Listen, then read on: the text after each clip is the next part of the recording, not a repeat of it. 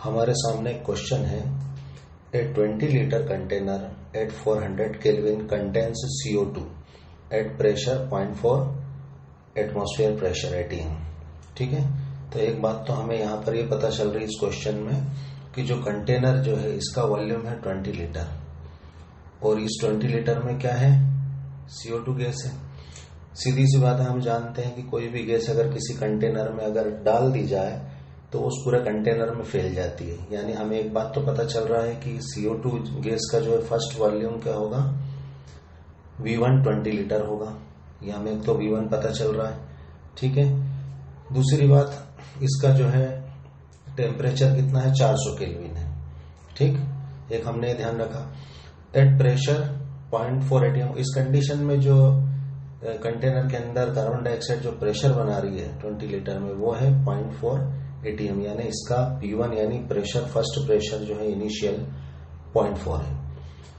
और साथ में क्या है इसमें, and an excess of SRO, bracket में है neglect the volume of solid SRO। हम जानते हैं कि जो है जो सॉलिड्स चीज होती है उनके एटम्स जो होते हैं फिक्स होते हैं, उनमें अट्रैक्शन रिपल्शन नहीं होता, तो ये प्रेशर क्रिएट नहीं कर पाते। यानी जहां जहां सॉलिड होगा उसे हम नेग्लेक्ट कर सकते हैं, छोड़ सकते हैं, क्योंकि प्रेशर में इनका कोई कंट्रीब्यूशन, कोई योगदान नहीं होगा। आगे देखते हैं, the volume of the container is now decreased. अब हम क्या कर रहे हैं, जो कंटेनर का वॉल्यूम है उसको हम डिक्रीज कर रहे हैं, कम कर रहे हैं, by moving the movable piston, जो चलने वाला जो पिस्टन लगा हुआ है उसमें जिसको मूव कर सकते हैं उसके द्वारा हम इसको डिक्रीज कर रहे हैं। फिटेड इन द कंटेनर, जो कंटेनर में फिट है। The maximum volume of the container, यानी कंटेनर का मैक्सिमम वॉल्यूम होगा कब, when pressure of CO2 attains its maximum value. क्या बोल रहा है वो कि मैक्सिमम वॉल्यूम कब होगा कंटेनर का, जब जो है when pressure of CO2 attains its maximum value, जब CO2 अपनी जो है मैक्सिमम वैल्यू पा लेता है ना, प्रेशर की उसकी जो भी मैक्सिमम वैल्यू पा लेगा तब उसका जो मैक्सिमम वॉल्यूम होगा वो हमसे पूछा जा रहा है। तो ये कब पाएगा, किस तरह से होगा, इन्होंने जो है दे रखा है गिवन क्या, स्ट्रांशियम कार्बोनेट SrCO3, ये सॉलिड कंडीशन में है। यहाँ पे हमारे पास जो इक्विलिब्रियम स्टेट का सिंबल है हमारे पास ये, ठीक है, यानी इक्विलिब्रियम में है। और स्ट्रांशियम ऑक्साइड इधर दे रखा, ये भी सॉलिड है, तो हम इसको छोड़ सकते हैं, इसका कोई प्रेशर नहीं होगा। और यहाँ पर जो है साम्य अवस्था पर कार्बन डाइऑक्साइड गैस प्रोडक्ट के तौर पर बनी है, यानी पूरा जो प्रेशर होगा इसी का होगा। ठीक है, और यहाँ पर प्रेशर कांस्टेंट कितना दे रखा, 1.6 ATM। यानी जब भी कोई भी चीज साम्य अवस्था पर इक्विलिब्रियम में आ जाती है, यानी इस कंडीशन पर इसका जो सांद्रता होती है, कॉन्सेंट्रेशन होती है, वो फिक्स हो जाती है इसकी, और इसकी रेट ऑफ रिएक्शन फिक्स हो जाती है। यानी इस कंडीशन पे इसका वॉल्यूम और जो है प्रेशर भी फिक्स हो चुका है, यानी यही प्रेशर इसका मैक्सिमम प्रेशर होगा। यानी इसका प्रेशर यहाँ पे कार्बन डाइऑक्साइड का ही रहेगा, सॉलिड का तो रहेगा नहीं, जो कि 1.6 ATM इसका P2 सेकंड कंडीशन का इसका प्रेशर होगा। तो हमारे पास क्या क्या मिल चुका है, एक तो फर्स्ट वॉल्यूम मिल चुका है। और यहाँ पूरे हमने जो ये क्वेश्चन पढ़ा तो इसमें हमें क्या दिख रहा है कि 400 जो केल्विन है ये पूरे फर्स्ट और सेकंड कंडीशन में जब इसको डिक्रीज किया और पहले का था सब में जो है प्रेशर 400 केल्विन ही है, चेंज नहीं हुआ, यानी प्रेशर क्या है, कांस्टेंट है। और बॉयल के रूल्स में हमने देखा है कि PV कांस्टेंट होता है। ठीक है, तो आइए हम देखें किस तरह हल होगा। इसका आंसर जो होगा D होगा, और ये किस तरह से आएगा, हमने इतनी सारी चीजें देख ली, अब हम इसे आगे हल करते हैं। ये किस तरह से होगा आइए देखते हैं। तो यहाँ पर क्वेश्चन पढ़ने के दौरान मैंने आपको सब डिटेल समझाई है। तो इसमें हमारा फर्स्ट जो है प्रेशर कितना हो जाएगा, 0.4 ATM। ठीक है, वॉल्यूम V1 हमारा कितना हो जाएगा, 20 लीटर। ठीक है, टेम्परेचर तो कांस्टेंट ही है जैसा मैं पहले बता चुका हूं पूरी रिएक्शन के दौरान, यानी PV कांस्टेंट, बॉयल का रूल यहाँ पर अप्लाई हम कर सकते हैं।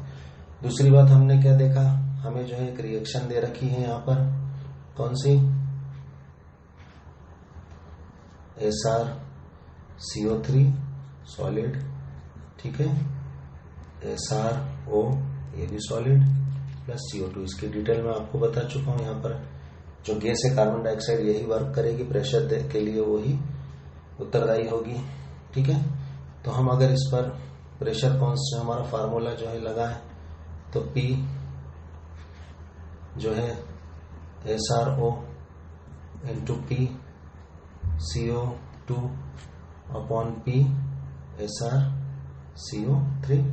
ठीक है, हमने देखा कि भाई ये सॉलिड है तो हम इसे छोड़ सकते हैं, इसमें प्रेशर में कोई कंट्रीब्यूशन नहीं, इसे हम छोड़ सकते हैं, कोई कंट्रीब्यूशन नहीं, ये यूनिट होंगे, हम इन्हें जो है 1 1 मान सकते हैं। तो यहां पर अगर हम देखें तो Kp किसके इक्वल हो जाएगा,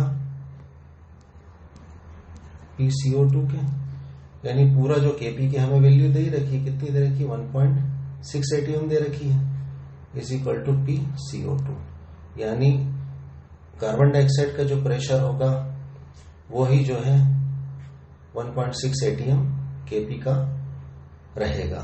ठीक है, तो हमें सेकंड प्रेशर क्या मिला है, P2 1.6 ATM। और इस सेकंड कंडीशन में जो प्रेशर होगा, इस कंडीशन में मैक्सिमम वॉल्यूम क्या होगा, अब हम जो है यहां से V2 निकाल सकते हैं। ठीक है, ये हमें निकालना।